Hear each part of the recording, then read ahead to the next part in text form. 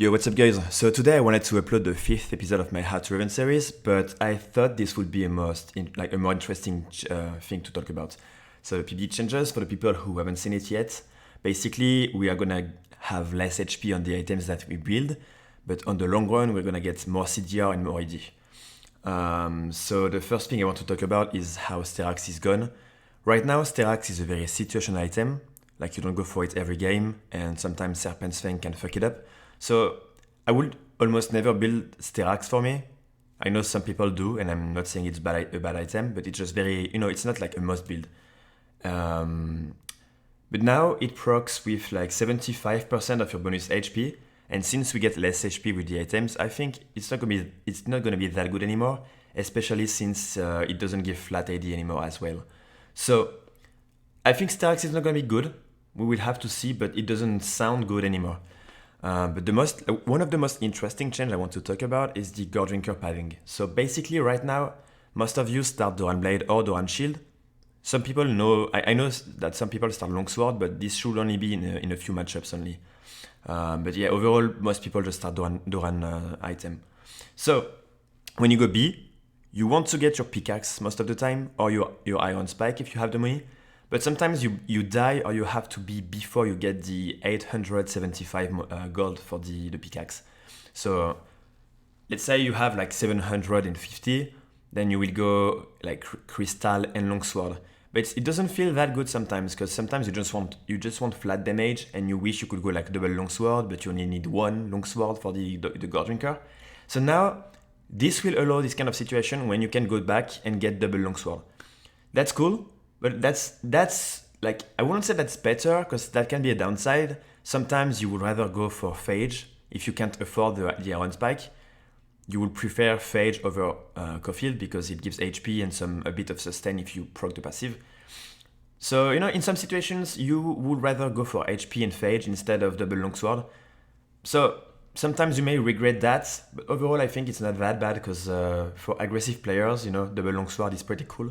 So now you can do that. So that's one change.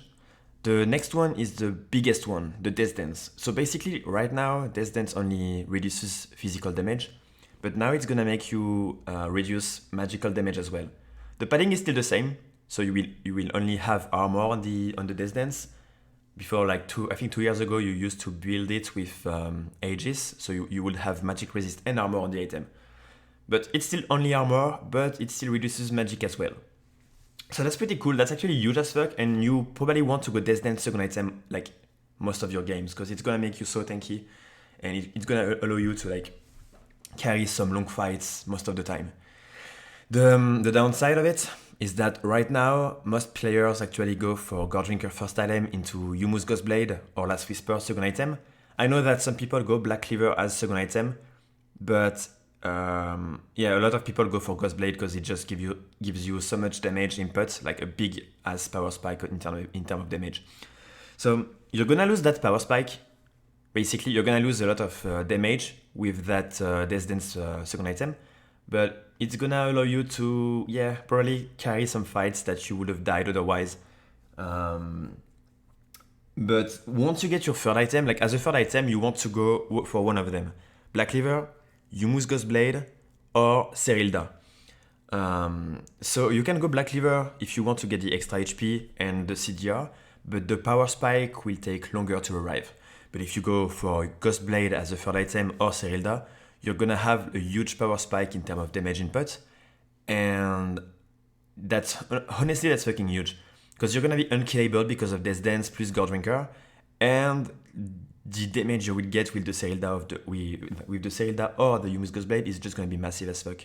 So I think, Goredrinker and Death Dance are gonna be the two most important items to go for, like in most of your games.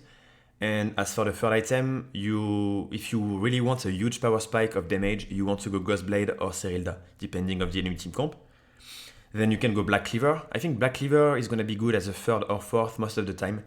I'm probably gonna go Ghostblade or Serilda third item every time, because I just love the damage input it gives. But as a fourth item, Black Cleaver is gonna be massive as well. The downside of Black Cleaver, like I said, is that it delays your power spike a little bit, because the padding, like the build path, is not that good. As for Ghostblade, you actually go for Serrated Dirk, which gives you flat pen, lethality, so that's pretty good. And for the Serilda, you get the Last Whisper, which gives you armor pen anyway. So, that's the difference with Black Cleaver. Because Black Cleaver doesn't offer you much in terms of like armor pen. It just gives you HP and flat damage and a bit of CDR. Anyway, the next thing I wanted to talk about was the next items you want to go for. So I spoke about the core items, which were Godrinker, Death Dance, and the other items were Serilda, Ghostblade, Black Cleaver. And the other items you could go for would be GA and Maw of Malmartius.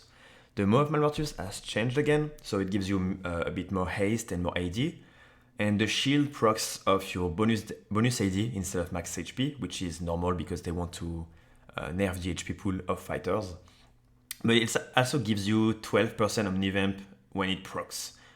So that's a pretty good change. You can go Maw, third item, if you face like a very heavy AP comp, but it's also good like as a fourth or fifth if it's not that needed instantly. So yeah, Godrinker, Death Dance, core items. Third item, if you want a big power spike in terms of damage input, you go Serilda's or Ghostblade.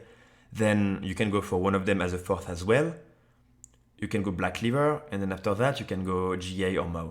Obviously, that's not a specific order because you have to remember that in your games you have to adapt whether you are fed or not. Like, are you fed? Can you go for Ghostblade or should you go for Black Cleaver to be tankier so you can peel for your team? Do they have armor? Do you need to go for Serildas if they have like literally no armor?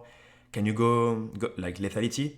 Because if they all stack armor, is lethality gonna be helpful? Because I don't think you want to go lethality into full armor. It's gonna be fucking useless. Do you want Black Cleaver to shred the armor from the tank so your carriers can actually kill them like faster? You have to take into account a lot of situations, a lot of factors, and yeah, just TLDR, Godrinker as a first item, into Death Dance, second item most of your games. Then if you want to get a huge power spike of damage, you go Serilda or Ghostblade, and then you can adapt and go for Black Cleaver, Maw, GA, Serilda, Ghostblade. You know the drill.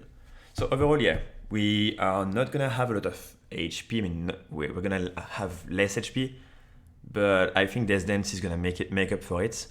Like I say, the downside of Death Dance second item is the delay on the damage power spike, but at the same time, it allows you to probably carry some team fights that are gonna last a longest time. So we're gonna have to see how it goes, but I feel like Riven is gonna be S+ tier next patch, honestly. I think that's actually a good change for her, and the HP we lose are not gonna matter that much. We will have to see in game once the patch comes out, but I'm pretty sure this is gonna be pretty busted.